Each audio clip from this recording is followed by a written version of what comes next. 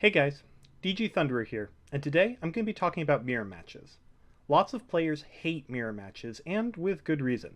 They're extremely draw dependent, and the only way to make up for worse draws is to eke every last little bit of points out of every card.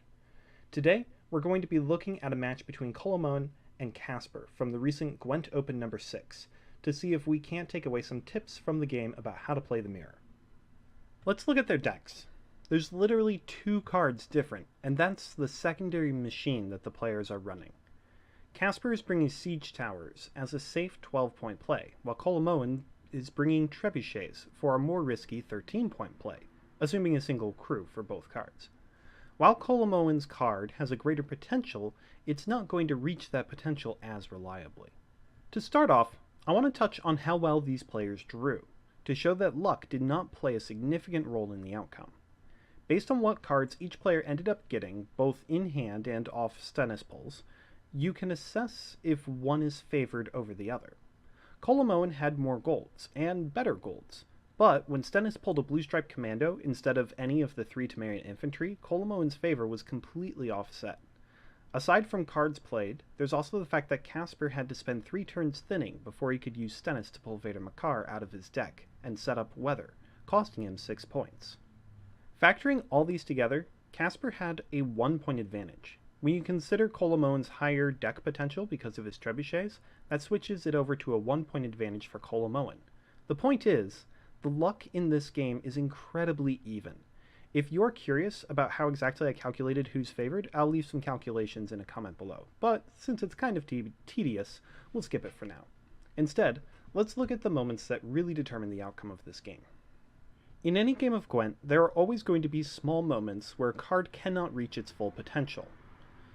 We see both Kacper and Kolemoen lose out on a bit of points from their first battering ram. Both are forced to kill a small target so they can trigger the second ping. In addition, Kolemoen was able to make use of his armor from Stennis, using it to block 4 points of weather, while Kacper got incredibly unlucky and only blocked a couple of points from rain. Ultimately, though, these were very minimal and resulted in a mere 3-point edge for Kolemoen. What really mattered this game was the player's use of their pass. In round 1, we can see that Kolemoen uses the strength of the red coin to play slowly, letting Kacper get a significant lead and then passing. The difference of points on board is 15, but all of those units are Temerians, even full test, which means that each of them could reach a total of 7 strength eventually. By passing now, Kolemoen not only removes the 20 actual points that Kacper has, but also the extra 8 that he could have had if they all got fully buffed. In terms of potential strength, Kolemoen committed 7 and Kacper committed 28, giving Kolemoen a 21-point advantage. Kacper attempts to do the same thing back at Kolemoen in round 2. By passing on even points, Kacper not only forces Kolemoen to commit a whole extra card, but also denies the 4 potential points that Kolemoen's Temerians could have gotten. Kolemoen commits a 12-point card in Ronvid and takes the round, committing 14 extra potential points, but since Ronvid comes back next round, it's kind of only like committing 13 extra points. This difference between these two rounds is the main decider for the game.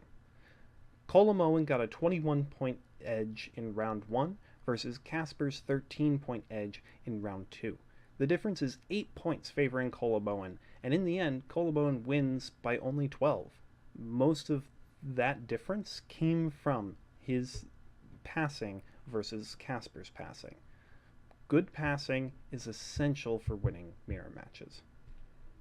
So that's what I've got for you today. The main takeaway, be careful when you pass.